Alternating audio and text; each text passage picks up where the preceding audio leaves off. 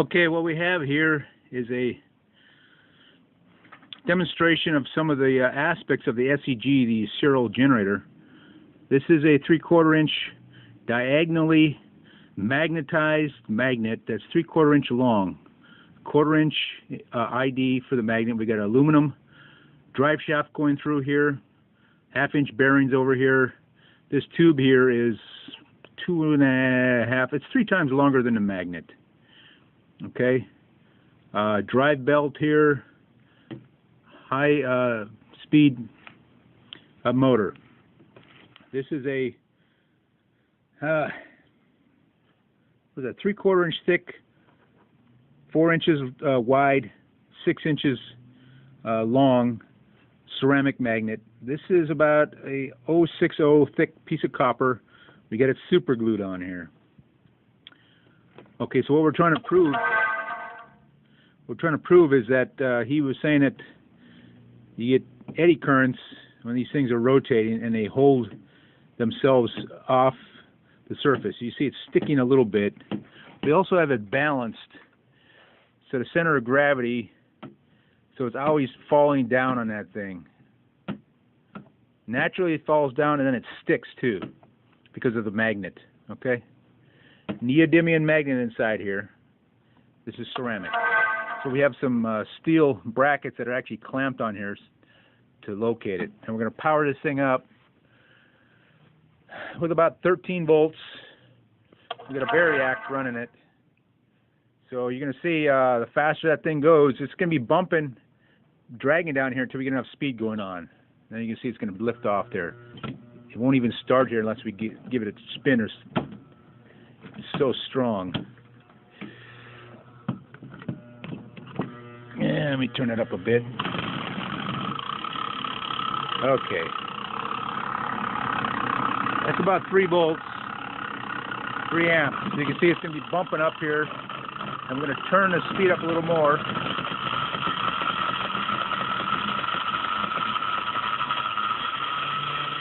Okay, we have liftoff here. About 13 volts to get it off the... You see the gap here. We're going to let down the voltage a little bit. You can see it's going to come down a little bit.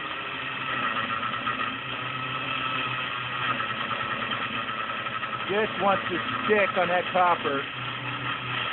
And we turn the voltage up a bit, it's going to climb. Going to turn it down again.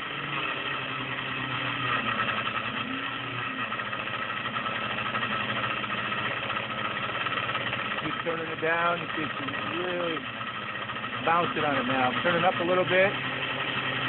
We have liftoff.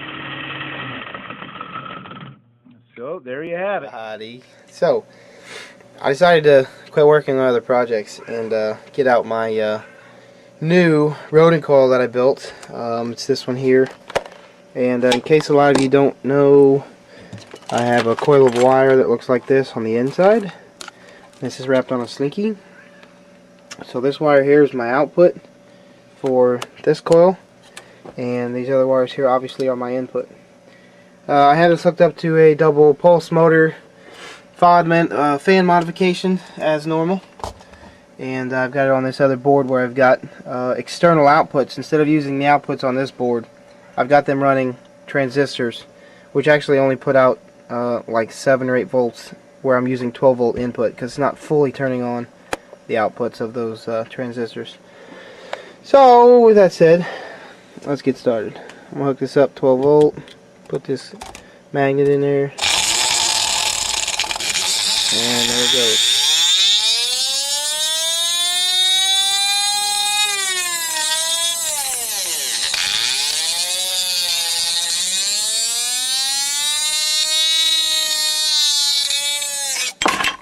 That's bad.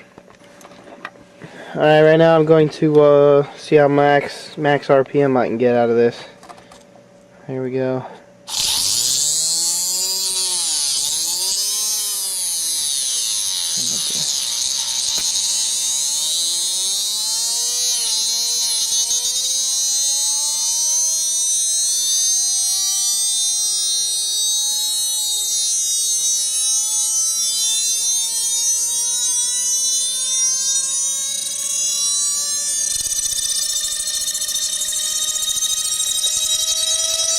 can hear the wind off of it.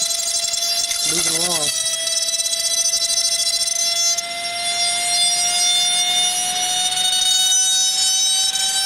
Still picking up speed.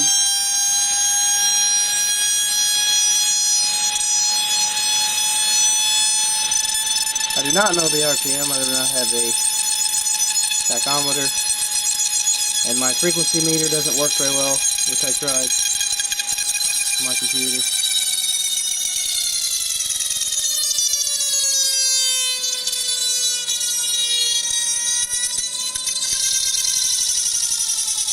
Hold that. Let me hold it. When this gets up to speed, unhook that power.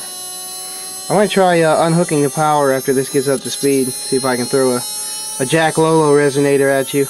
Probably won't work. Alright, disconnect power. Nope, spinning down already. Well, I tried, Jack. Didn't work. I'll get the ABBA out next.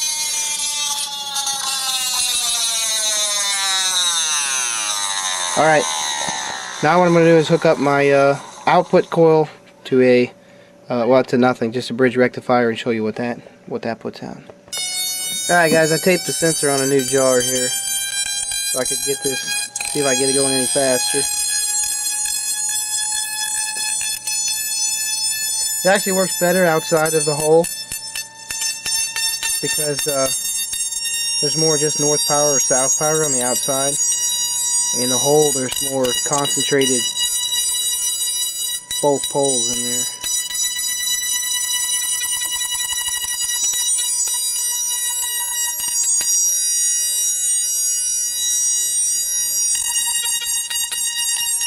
Alright, I'm going to let that run, and I'm going to show you, this is my output.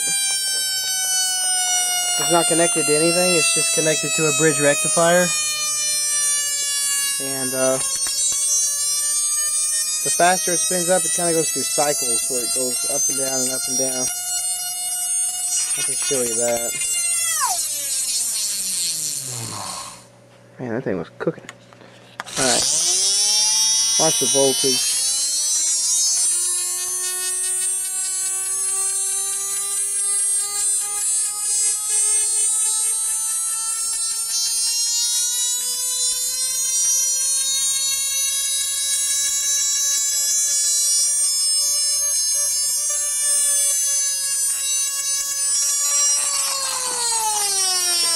Ooh, I just jumped up to 1,000 volts. I guess because that magnet was spinning so fast. Yeah, it jumped up to 1,000. That's magnetic coupling there. Alright. So that is with nothing hooked up to the rectifier. Now I've got this 200 microfarad 250 volt DC cap, and I'm going to hook up to this rectifier, and I can just pulse it, and this thing will be charged up to its maximum value. Here we go. Alright, what I'm going to do is just tap this power. I got my capacitor here hooked up, and that's the voltage reading on it. So I'm just going to tap it. There, it jumped up to 75 volts. I'll tap it again. 125. 200, and we're over our limit, so I'm going to short it out. You can see it did charge up and did short out. I'll do it again. I'm going to hold it on until we get up there this time. And I'm above it again already. That was quick. So there you go. That's the output of this coil here that's inside of this Taurus. Now what I'm going to do is hook it up to my pulse width modulator. So let's do that. Alright, now I got the coil hooked up to this pulse width modulator, and I've got it hooked up like this. This is the way I did my test previous, where I've got my Rodin coil windings here, and then the one goes through a bridge rectifier, the high voltage side does, through a bridge rectifier, through this coil, back through another rectifier, and then to my capacitor. And what that does is that produces a big amperage and voltage. You get the same for the same amount of money. So That's it. This file can be found in a previous video. I'll tell you what, I'll stick it in this video too. Alright, so this is my capacitor. I'm going to discharge it. Okay, I'm going to flip this switch on and let it charge right now. You can see it's all the way up to about 200 here now, and climbing. I'll shut it off, discharge it, do it again. You see it jumps to like 150 real quick and then it slows down.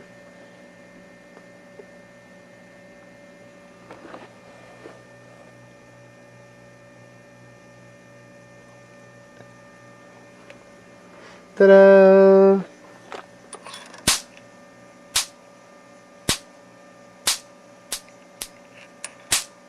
You see how fast it charges.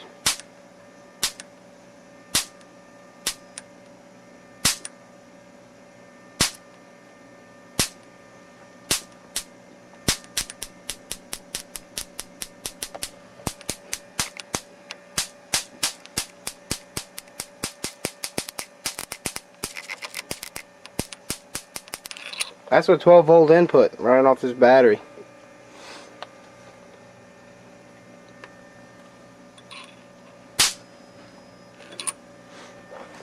So there you go. Enjoy. I'll be putting some more stuff on later when I get my other Taurus done. I would like to try the same tests, obviously, with this one when I get it done. I gotta go sit down and do it. See you.